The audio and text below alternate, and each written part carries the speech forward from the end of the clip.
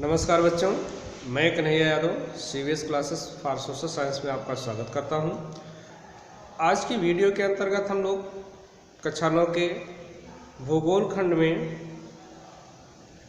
तीसरे लेसन जिसका नाम है अफवाह की शुरुआत करेंगे। आज का वीडियो इस लेसन का पहला वीडियो होगा। आइए लेसन की शुरुआत में सर्वप्रथम हम लेसन का नाम अफवाह, इसका आशय या अर्थ जानने की कोशिश करते हैं। अफवाह किसे कहते हैं, अफवाह क्या है, ड्रेनेज क्या है।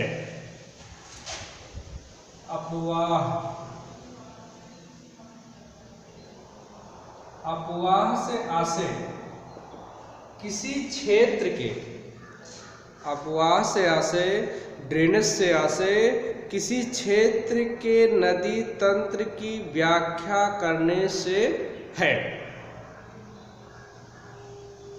अफवाह के अंतर्गत देखा जाता है कि किसी क्षेत्र में प्रवाहित होने वाली नदियां कहाँ से उद्गमित होती हैं, कहाँ से निकलती हैं और कहाँ से किस प्रकार की स्थलाकृतियों का निर्माण करते हुए कहाँ पर जाकर के सागर समुद्र आदि में विलीन होती हैं। अफवाह के अंतर्गत इन्हीं सब का अध्ययन किया जाता है, यानी कि अफवाह का आशय किसी क्षेत्र में प्रवाहित होने वाले नदी तंत्रों की व्याख्या करने से है। लेसन को शुरू करने से या और आगे बढ़ने से पहले लेसन अच्छी तरीके से समझ में आए, इसके लिए कुछ और शब्दावलियाँ हैं जिनका अर्थ हमें यहाँ जान लेना जरूरी है। तो अफवाह का अर्थ हम लोग जान गए। अब हम लोग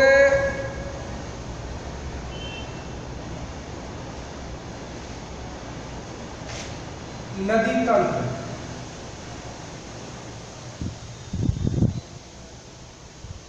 नदी तंत्र किसे कहते हैं इसको जानेंगे।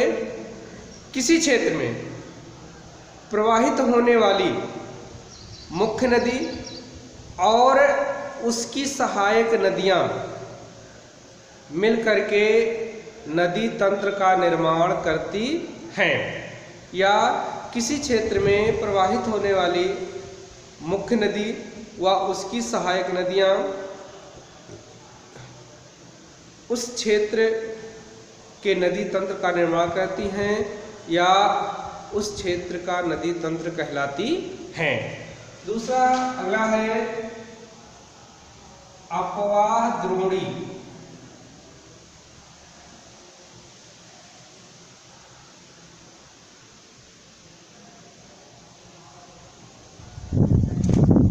किसी क्षेत्र में कोई नदी तंत्र यानी कि मुख्य नदी और उसकी सहायक नदियां जितने भी क्षेत्र पर प्रवाहित होती हैं, समस्त क्षेत्र उस नदी का अफवाह द्रोणी कहलाता है। एक बार फिर से सुनिए।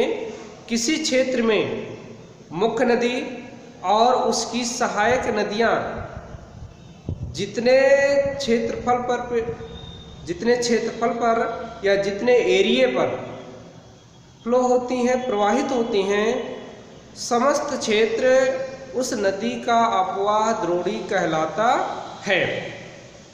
अब हम लोग जानेंगे अफवाह प्रतिरूप। अफवाह प्रतिरूप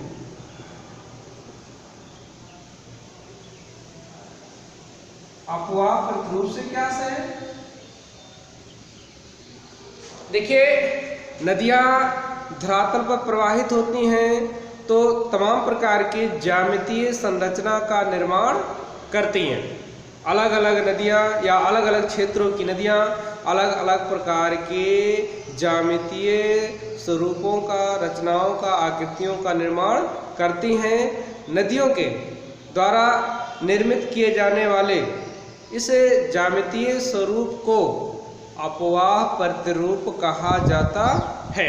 फिर से सुन लीजिए, नदियों के द्वारा निर्मित नदी तंत्र के द्वारा, नदियों के द्वारा अपने उद्गम स्थल से लेकर के सागर समुद्र में गिरने से पहले जिस किसी ज्यामितीय स्वरूप का निर्माण करती हैं, वह ज्यामितीय स्वरूप अपवाह प्रतिरूप कहलाता है। अब हम लोग अपवाह प्रतिरूप के बारे में जानेंगे, या अपवाह प्रतिरूप कितने प्रकार का होता है। अपवाह प्रतिरूप के प्रकार।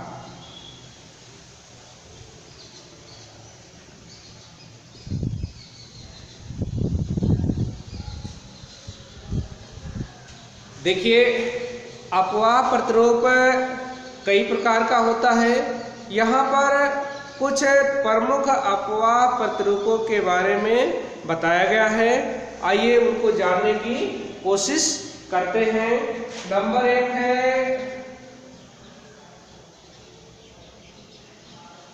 द्रुमाकृत। द्रुमाकृत अपवाह प्रतिरूप। द्रुमाकृत अपवाह प्रतिरूप ये क्या है, कैसे बनता है? देखिए, जब मुख्य नदी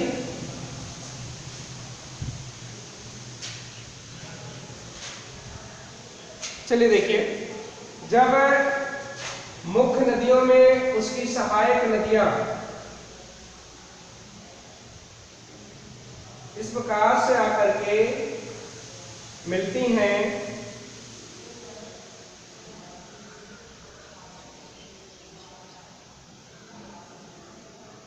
कि ऐसे दिखाई पड़ता है कि किसी पेड़ की शाखाएं हैं। इस प्रकार के प्रतिरूप को द्रुमाकृत प्रतिरूप कहा जाता है। जब मुख्य नदी में उसकी सहायक नदियां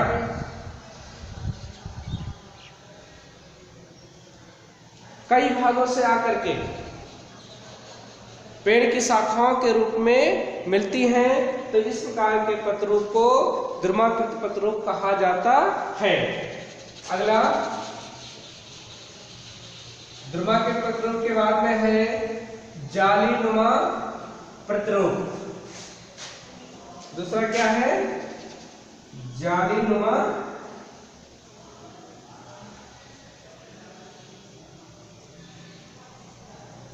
प्रतिरूप।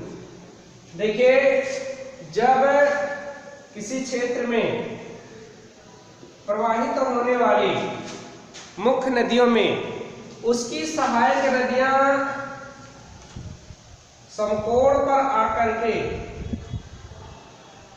मिलती हैं, किसी क्षेत्र में प्रवाहित होने वाली मुख्य नदियों में उसकी सहायक नदियां समकोण पर आकर के मिलती हैं, तो इस प्रकार जालीनुमा प्रतिरूप का निर्माण होता है। अगला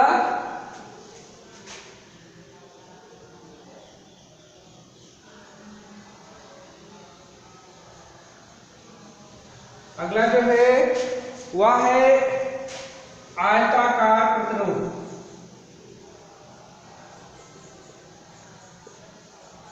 आयताकार प्रतिरूप।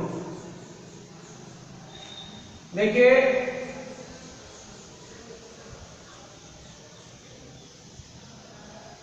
जब किसी मुख्य नदी की सहायक नदियां प्रबल संधित शैलों से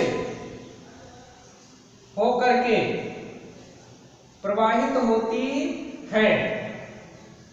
प्रबल संधित शैलों से होकर के प्रवाहित होती हैं। तो इस प्रकार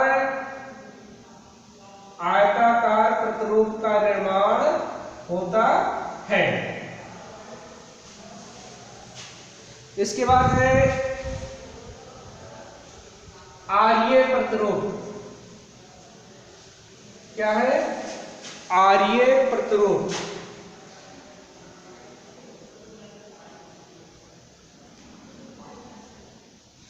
आर्य प्रतिरूप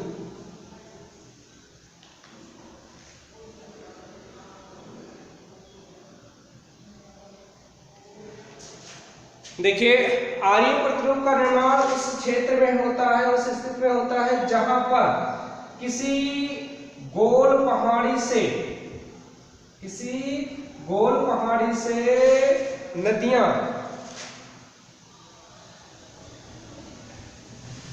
चारों तरफ कई शाखाओं में प्रवाहित होती हैं और उसकी सहायक नदियां आकर के मुख्य नदियों से मिलती हैं। इस प्रकार आर्य प्रतिरूप का निर्माण किसी ऊंची पहाड़ी वाले भागों में होता है। तो ये रहे कुछ अपवाह प्रतिरूप के एग्जाम्पल या प्रकार के एग्जाम्पल। लेसन को और आगे बढ़ाने से पहले कुछ और शब्द हमें जान लेना जरूरी है। जैसा कि आपकी किताब में बॉक्स में दे रखा है कि विश्व की सबसे बड़ी अपवाह द्रोणी जो है वह अमेजन बेसिन है।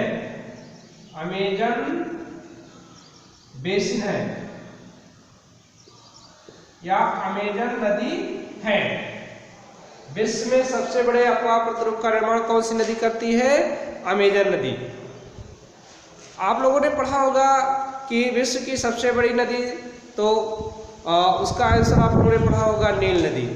लेकिन अगर आप लोगों ने पढ़ा होगा कि विश्व की सबसे बड़े क्षेत्र पर प्रवाहित होने वाली नदी, तो वह है अमेजन बेसिन नदी, अमेजन नदी। अब आपके मन मस्तिष्क में क्वेश्चन और उठ सकता है कि फिर भारत की सबसे बड़ी नदी द्रोणी कौन सी है, या भारत की सबसे बड़ी अपवाह द्रोणी कौन है? तो वह है गंगा।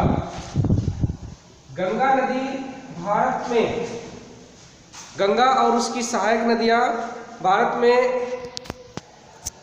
सबसे अधिक क्षेत्रफल पर प्रवाहित होती हैं। अब नदियां अपने उद्गम स्थल से लेकर के सागर समुद्र के मुहाने तक कुछ विशेष प्रकार की स्थलाकृतियों का निर्माण करती हैं। आइए हम ऐसी स्थलाकृतियों के बारे में कुछ सामान्य जानकारी प्राप्त कर लें। नदी के द्वारा निर्मित की जाने वाली, या नदियों कर ले ज्यादा बेटर होगा, नदियों के द्वारा निर्मित की जाने वाली स्थलाकृतियां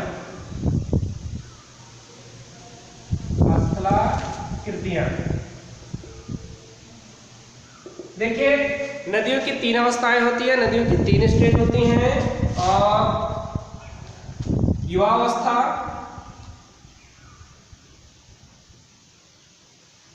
प्रौढ़ावस्था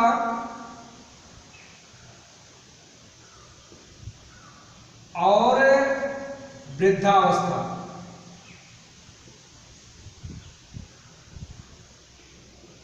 नदी जब पहाड़ों पर होती है तब ढाल काफी तीव्र होता है, इसलिए नदी काफी तेजी से प्रवाहित होती है, इसलिए नदी की इस अवस्था को युवावस्था कहा जाता है।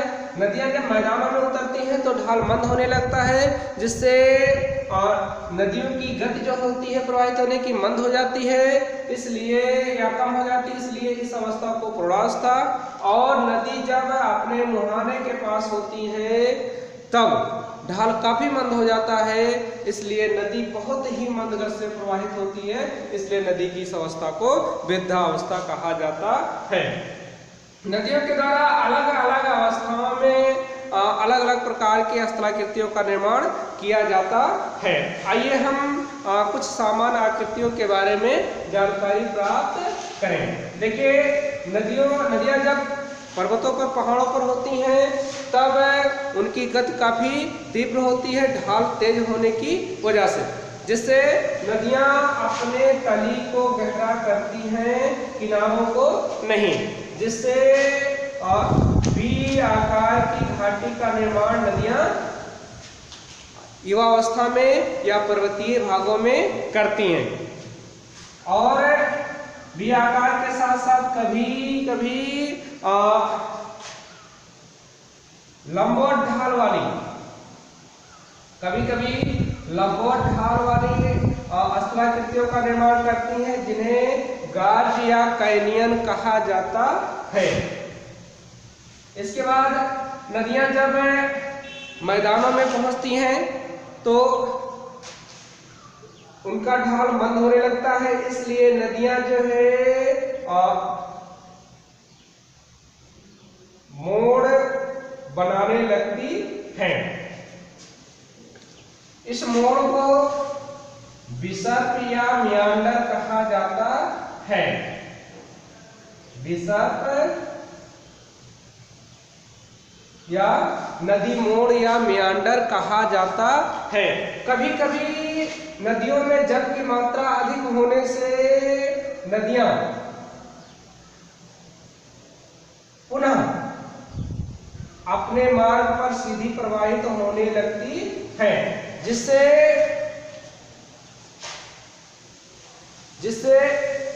ये मोड़ वाला भाग नदी की मुख्य धारा से अलग हो जाता है। इससे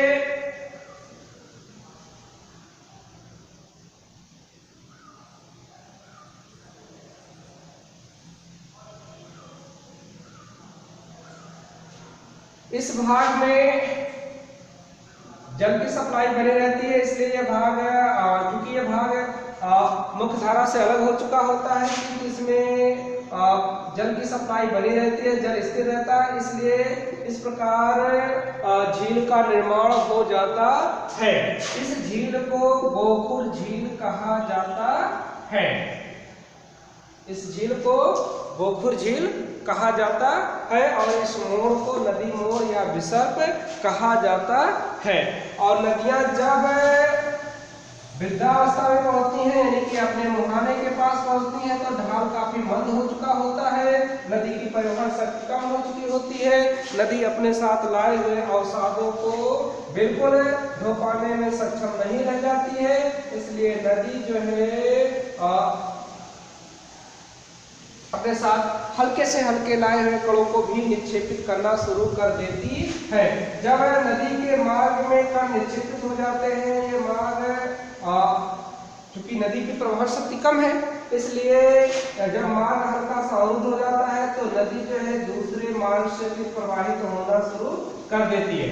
फिर यहाँ भी अवसाद जमा हो गया नदी के मार्ग में, तो नदी फिर दूसरे रास्ते से प्रवाहित होना शुरू कर देती है। ठीक ऐसे ही कंडीशन यहाँ भी होती है, रास्ते में अवसादों के जमा हो जाने से नदी दूसरे मार्ग का निर्माण कर लेती है। इस प्रकार देखा जाए तो मुहानों पर नदियां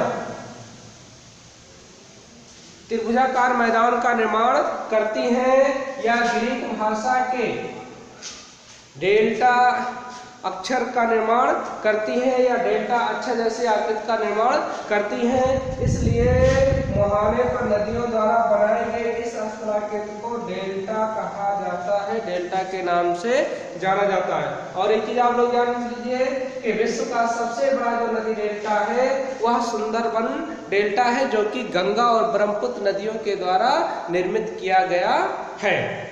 आज की वीडियो में बस इतना ही। कल की वीडियो में हम लोग भारत के अपवाह तंत्र के बारे में, भारत के प्रमुख नदी तंत्र के बारे में अध्ययन करेंगे।